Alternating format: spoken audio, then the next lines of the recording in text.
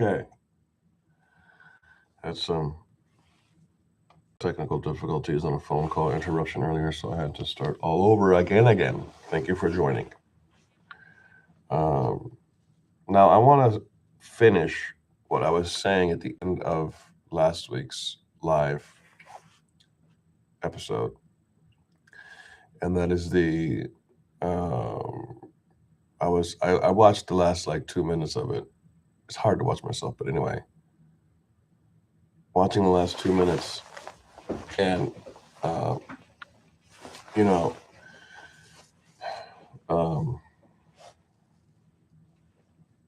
having multiple mental health issues, diagnoses, disorders, neuropsychiatric, neuropsychiatric disorders, whatever. Whether diagnosed or not, self-diagnosed too. That's always that's what I talked about in the last one, was a self-diagnosed thing, And how you doing? Got a person here. Cool. Thanks for joining. And having the self-diagnose or the non-self, whatever, just getting diagnosed more than one issue, right? For instance, let's put it this way. Let's say that you broke your arm and you broke these two fingers, and you have pain for the next 4 to 6 weeks. How do you know which pain is coming from your arm and your fingers? That's pretty easy to tell. So with the mental health issues, how do you know when you're having OCD? How do you know when you're having OCD? How do you know when you're having OCD? How do you know when you're having, you know what I'm saying? Wash your hands, wash your hands, wash your hands, wash your hands. Or the other stuff, if you're in a mania, and how do you know you're doing something that you're doing because you're in the mania, or you're doing something because of some other issue? And that is, I think, what I was trying to say at the end of that last part before I was cut off and interrupted last week. So that is the tricky part. How do we do that? That's a great question. How do you know if, let's say you have bipolar mania? I do. Let's say you also have ADD. Let's say you're OCD. Let's say you've got a little bit of autism. How do you know what's what, when, and where, and how, and who? Good luck, right? How's the doctor know? Right? Do this test, do that test. I have 4 boys. One of them was diagnosed with, thank you. One of them was diagnosed with autism when he was 1 year old. And we did so many physical fitness one thing I remember, we set him down on a yoga ball, an oversized yoga ball. We laid him down and we made him go backwards and have his hands over his head and reach back and touch. And he had long hair like me, and his hair would touch the floor, and he was going back. Now, he had not been talking. At this point in time, he was probably around 2.5, 3 years old. He had not been talking at all since the diagnosis, since we found out he got autism. So we're going and we're putting him, and he's going back. And the first time that the physical therapist does this autism rehab, I have no idea what it is. KBT, cognitive behavioral therapy. He starts going around backwards on the yoga ball, and before he goes all the way back, and the teacher's holding his legs, and he's going, or the therapist holding his legs, so he's going back and forth like this. He's going back and forth and back and forth and back and forth. And the first repetition, my son, he just starts going, ah, and he lets out, and we hear his voice for the first time. So there's professional help out there. Go get it, because I have no idea. Like, how do you tell what's what. I have a thing with words. I like to rhyme a lot. I like to do a lot of writing, and I have. Is that something, or is that just me? At the end of the day, there's going to be something that's just you, and not any disorder. It's just you. Did you see? I saw this movie, The Whale, with Brandon Fraser, where he takes. This is so cool. He takes one slice of pizza and he slaps it on top of another slice and picks two slices up and shoves them in his meat hole. And I just thought to myself, that's how fat asses become fat. That was one thought. The other thought was like, damn, dude, like, is that a gluttonous? Uh, is there a food disorder that's in the mind, not just anorexic nervosa, bulimia, and overeating, addiction, food addiction? I mean, he was going hardcore. I've never seen it before. Now I eat my pizza that way. I just don't eat as much as him. Anyway, back to this whole blending of the thing.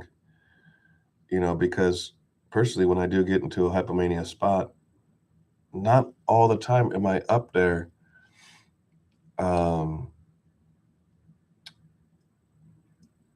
Is the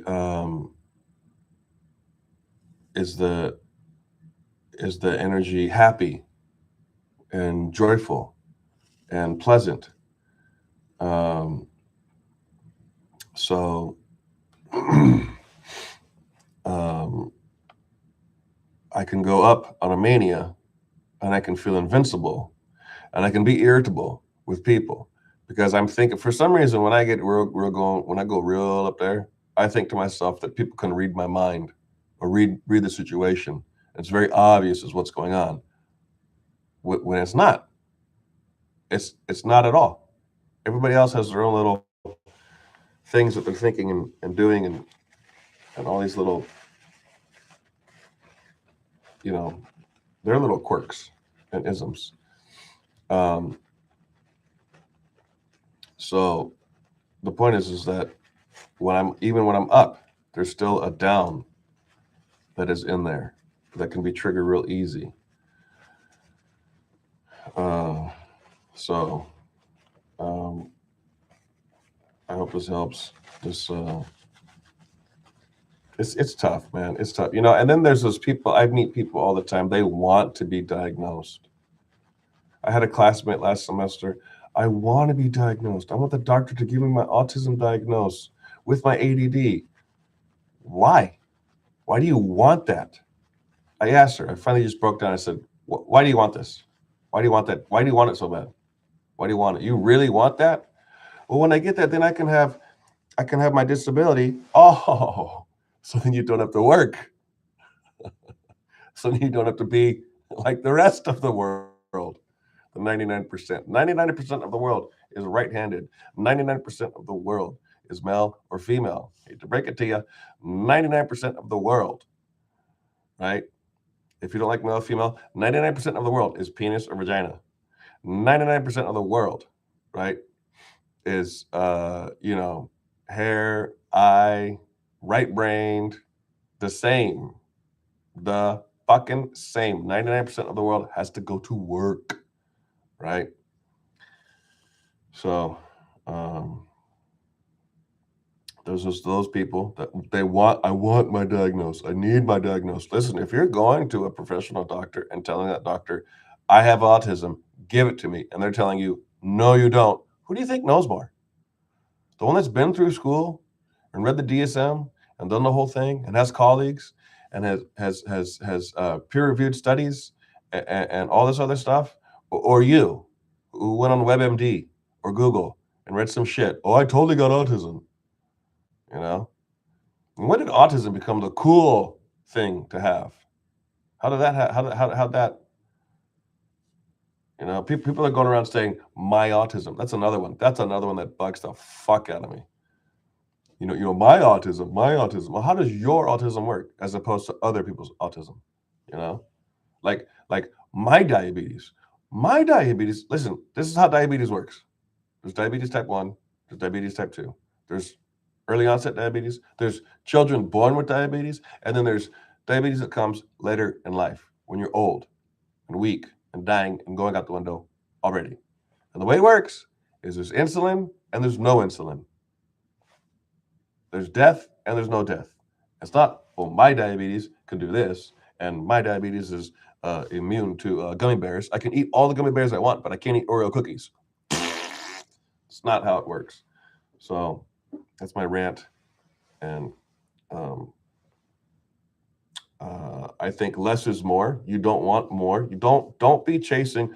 Oh, I think my ex-wife. Let me tell you about this. Let me tell you about this one here. Like about 2 years before we were divorced, she came home one day and she says, "I think I have ADD." I go, "What?"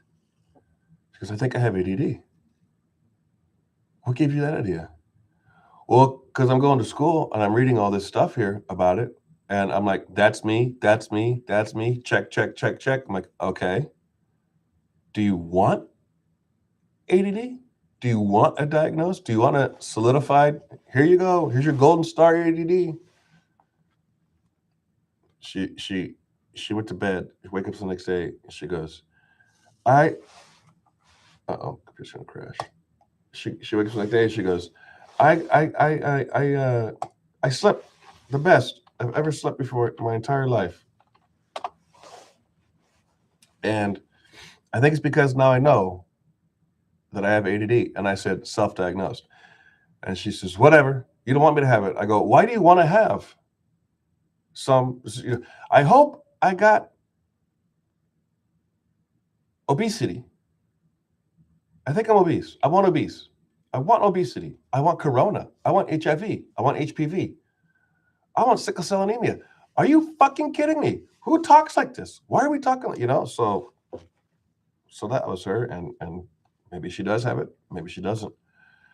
I didn't see any of it. I didn't see any of it. What she was saying. She was like this, that, and I go, no, I don't see that. I don't see that in you. I think she wanted it.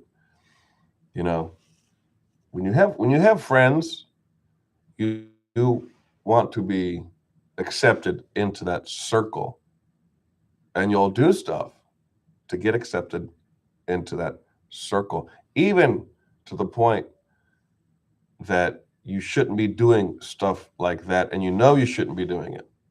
Let's say your friends want to rob a bank. Not to rob a bank, but you want acceptance. I'll go rob a bank. You rob a bank. Hey, we're friends. Bad example. You can understand what I'm trying to say. So I don't think you want stuff. I think you want nothing. I am still trying to get this bipolar type 2 hypomaniac diagnosed, reversed with my doctor. We fight tooth and nail. I see her 3 times a year. My psychiatrist, the psychologist, that's like once a month, and we just go back and forth and back and forth. I'm like, you don't know shit. She's like, you don't know shit. I go, fuck you. She's like, fuck you. I go, fuck you. Anyway, we just go bonkers with it. I go, you don't have a diagnosis, so what do you know what you're talking about? All you did was read something in a book and went to some school, which is what I just said, right? Of course, she knows more about it in general. Does she know me? No. We're seeing each other once a month for an hour. We're not every day, not hanging out all the time. She doesn't know that much about me. I only let her know what I want her to let her know. I don't sit there and go, okay, I'm gonna start telling you everything now. I just go there, and then she either asks a question that piques my nerve or doesn't. She gets inside me or doesn't. That's it. My psychiatrist, on the other hand, is a completely different ball of wax. She can look at me and just go, oh, I'm going to ask you this question. And I've seen her now, since my diagnosis, I think I've seen her about like 5 or 6 times. And I remember clearly 2 times she asked me a question. I just start crying. I just start just bawling my eyes out, crying. I sit there, I think about what she asked. I'm going like, oh my gosh, how the fuck does she know what's not just going on inside my mind with this disorder, but how does she know what's going inside my whole being? And I just start crying, and I blow my nose, I wipe my tears, and then I go, okay, well, I'm going to answer this question because something happened here and making me cry. So And then we discuss it. And then at the end, some last 5-10 minutes, I always go, so how close am I to being reverse bipolar? Where'd it come from? Where'd it come from? Where'd bipolar come from? Where'd ADD come from? Where'd ADHD come from? Where'd OCD come from? Did they have these in the 50s, the 40s, the 30s, the 20s, the 1800s, the 1600s? The wild, wild west. How many autistic cowboys were there, if any? You ever read about those or hear about those? I'm going off on a rant on this one. Anyway, back to less is more. Let's say you have bipolar, ADD, OCD, autism. Let's also say that you have a broken leg. We're going to do mental and physical. A broken leg, a broken arm, a misplaced hip, and you're a fat motherfucker. Let's say you're, we'll do pounds. Let's say you're 700 pounds. You're 600 pounds. You're on that TV show, My 600-Pound Life. And doctor now wants you to go lose weight to do the surgery. Okay, so here comes the willpower, mental and physical. The willpower. Can you willfully, mentally tell your physical body, let's fast a week, 2 week, 3 week, whatever. Water, electrolytes, some Gatorade, whatever. 500 calories a day, whatever fasting is for you. And begin your weight loss journey and lose weight. Lose 100 pounds, 200 pounds, 300 pounds, 400 pounds. Let's say that in the first 8 weeks, your broken leg gets healed, your broken, did I say broken arm gets healed? And a misplaced hip, your dislocated hip gets relocated, and you lose 50 pounds physically. What do you think that would do to you mentally? Something would change. Something would change. So you don't want more, you want less. That's my opinion. I'll end it on that. Thank you for watching. Someone joined live. Thank you. And the rewatches, thank you for that. I'll see you guys later this week. I'll maybe try to do Wednesday morning as well. I got just busy fucking bullshit. Speaking of busy and mental health, make a checklist, like your day, and like just watch it. The more checks and scratches you have off that list, it's going to help your mind start becoming more decisive, and it's going to also help you get through shit. So let's say put everything on there. Let's say make a list for tomorrow, right? Wake up, go to the bathroom, do the bathroom stuff, hair, makeup, nails, wipe your ass, pat your penis, shave, shower, shit, bathroom, breakfast, get to work. That's 5 things. Those 5 things will all be crossed off at like 9:30 in the morning. And you still have a bunch of, like, maybe go to the grocery store. You maybe got to stop at the bank. Maybe you got to, I don't know, take the kids to school, pick the kids up from school, whatever. Just you're going to cross, you'll slowly cross those things off. At the end of the day, you'll have this list and you'll see like 1 or 2 things. You'll be like, oh, what didn't I do? And it's stuff that maybe you forgot that you thought you did, but you didn't, or you forgot to cross it off. Or maybe it was, stuff that you could push to the next day. Go buy a mirror for the walk-in closet or whatever. You can push that. Do you really need that? Right? And you just start knocking that stuff off and you're going good. But all of this, you want to get less is more, right? We have science. We know that the bigger you are, the more problems you'll have, not just physically, but mentally too. Myself personally, when I was at 140 kilos, that's right around the time I was my biggest and I got my diagnosis. And I also thought I was invincible.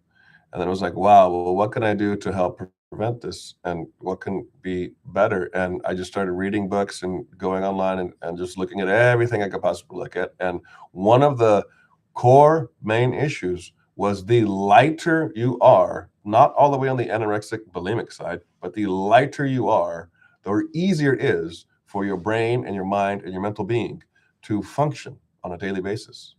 Okay, so I guess I'll be less irritable the lighter I weigh. I guess I'll have that nice, perfect energy the lighter I weigh.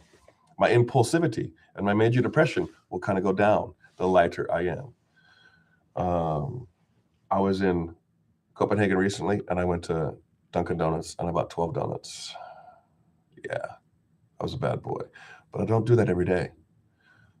I could feel, however, after like the second or third donut, I was like, oh my gosh, what am I doing? What am I doing? And I sat there and stared at him on the train. I was like, oh, what by 12? My American mind got the best of me. Of course I ate. Of course I finished them because, I mean, I paid for it. You don't want them to go to waste. Food waste, money waste, you know. Somebody made them, right? That money went to their labor, their hours, their hard work of dough and filling. Oh, the Boston cream pie is so good. So good and so bad. Anyway, that's all I've got to say. Thanks for watching again. I'll try to be back on Wednesday. And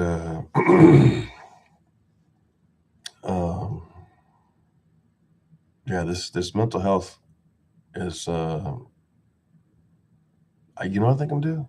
A history of mental health, because I really want to know that. You know, where did it come from? You know what we did? I'll answer the quick question. Where was the autism people in the 50s, in the 40s, in the 30s? Where was the ADDs and the OCDs? Where was these people, right? Where's the schizophrenics? By the way you spell schizophrenia, I believe, is making people schizophrenic. How the fuck you spell that word? Anyway, like, I mean, how many people do you know that are in their 50s, 60s, 70s today? I'm in my 40s. My parents are 69. My dad's 69 this year. My mother's 68 now. So, you know, 60s, 70s that are autistic, that have bipolar, that are, where's all those people at? So let's do that. Let's do a history. And the quick question I can tell you the quick answer I can tell you right now in America, at least in America, is they took all these people when they had them and they institutionalized them. Straight jacket, guinea pigged them, a bunch of drugs.